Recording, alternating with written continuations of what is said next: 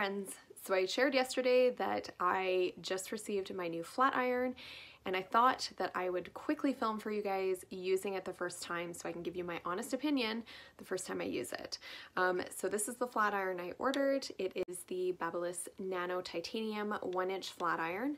The reason I went with this one is actually because it has extra long plates, it has really good reviews, and I wanted a 1-inch flat iron. The one thing I will notice and draw your attention to right away, it is quite a bit thinner than the last flat iron I had, and I think that's going to be good for curls. So this one is supposed to be very good for curling, which is the primary thing I use it for. So I'm hoping that that's how it turns out.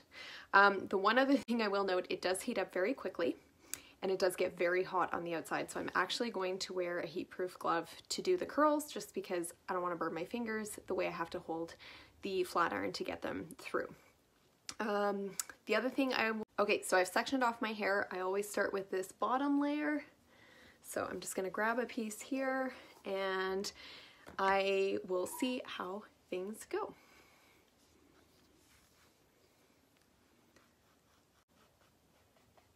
So right away, I have to say it is extremely smooth. It is not curling quite as tight as my old flat iron. So I'm interested to see how that works. It does have floating plates, so that might be part of why, is that I'm not pushing on it too tightly, but it is very smooth. Just these last pieces here, and I actually think that's because of some of the product I have in. So take a look. That is what this one looks like, and so I like to straighten the ends, so I'm just gonna do that and do that with this one too. And just double checking, I have not turned it off yet, so that is another section here. The nice thing about the wide plates is that I can actually take bigger sections than I had previously,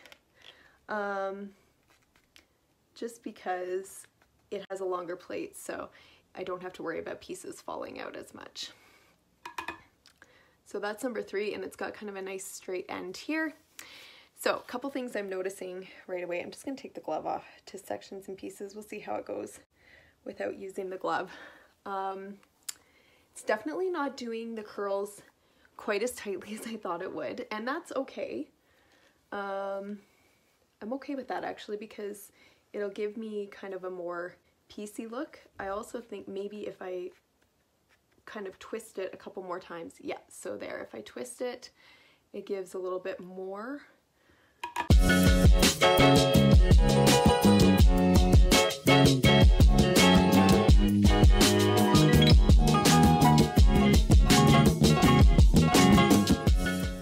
So bottom layer is done. A couple things I have noticed already. So I did accidentally turn it off twice. Not a fan of that. So it really would be nicer if the on-off button was on the inside, but you can tell as soon as you've turned it off because you can hear the click.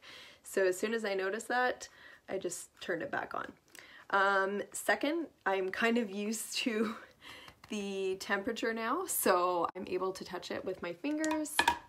And the other thing I'm just finding is I'm having to play with it a little bit in terms of how many times to turn it just to get the curls to actually work. So this is true pretty much of any flat iron. You kind of have to figure out what works best for it. And so this is a little bit different than what I had anticipated. I thought it would very much be similar to the one I had.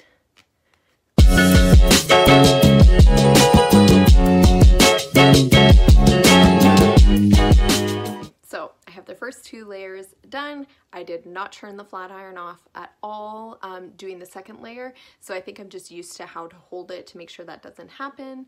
I'm really liking the way the ends are turning out, so I think that this flat iron is actually going to give me more of like a loose waves look as opposed to the curls, which I'm kind of surprised about. Maybe I kind of estimated things wrong. I thought because this one was thinner than my old flat iron that it would actually make a tighter curl, but it doesn't. So I'm gonna do the top layer now, and then I will show you what it looks like all brushed out. Okay, so with my top layer on this side, I always like to work from the back to front. Even though with the other layers I work from front to back, and see, I just turned it off by mistake. but I heard it right away, so I just turned it back on. My hair is definitely sticking a little bit this time.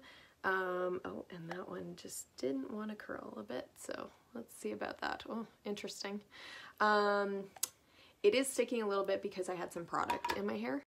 So that is part of what is happening with that. I'm gonna take another section here, and I think with this one I just started it a little bit too low down on the plate, so it just kind of was flowing. So I am kind of getting used to the tips.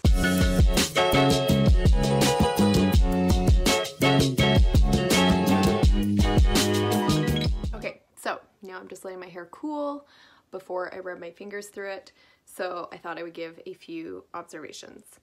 Overall, not disappointed with it.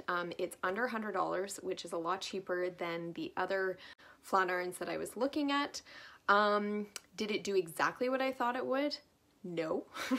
But I'm not disappointed with what it did. So these curls, if you've watched my previous tutorial about curling my hair with a flat iron, they look much more like waves than my old flat iron did. And I'm not necessarily upset with that. It's what I actually would like to go for more. But I am surprised because I thought this would actually give kind of a tighter curl. It is pretty easy to use. The number one reason it was sticking in my hair after a while is because I do have some product in it, and this is actually day 3 hair that I just kind of thrown in a bun.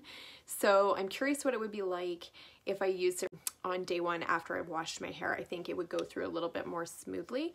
But those first few pieces, especially as I was kind of pulling it through, definitely felt smooth. It's just towards the ends where some of the hairspray that I'd had in was kind of sticking a bit. Overall, definitely smoother than the last flat iron that I used. I did turn it off a couple of times by accident, but I heard it right away, so I was able to turn it back on. That is a complaint people have had about this one, but to me, it's actually not as big a deal as I thought. You definitely do not need to go all the way up to the 50 setting. It gets very, very hot. My fingers are kind of used to hot tools, so I was able to actually take off the glove after a couple of curls. But yeah, overall, not disappointed with it for an under $100 flat iron. It's smooth. The plates are titanium, which allows for even heat, which is better for your hair, so I love that. And now I'm gonna fluff up my hair and see what the curls actually look like.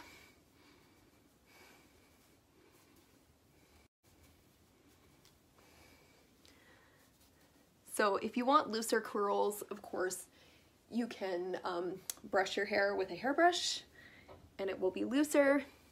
Yeah, I can definitely tell that this is like my day 2 or day 3 hair because it's feeling a little bit greasy at the roots, but not too bad. And I have to say, I actually love the finish of these curls. They're looser than I had been creating with my flat iron, and I like that. It's just a little bit more of a modern look. Sometimes the way I curl my hair just kind of ends up looking a little old-fashioned inadvertently, which is not what I'm going for. These are definitely much nicer, looser waves, which is really cool, and I like that a lot. So I'm gonna add a little bit of hairspray just to set. And there you go. So overall, do I recommend this tool? Yes, I do. Hopefully I will become even more adept at using it. Next time what I'll try and do is film me straightening my hair, because I don't do that very often because my hair is pretty flat and straight anyway. But just so that you can see how it glides through the hair. But overall, I'm pretty pleased with the texture of the waves that this actually gave me. So I hope that this was helpful. Links for this and the other products I use for my hair are actually shared through my Like to Know It page. And you can check that out on the Like to Know It app or on the Instagram shop page over on my blog.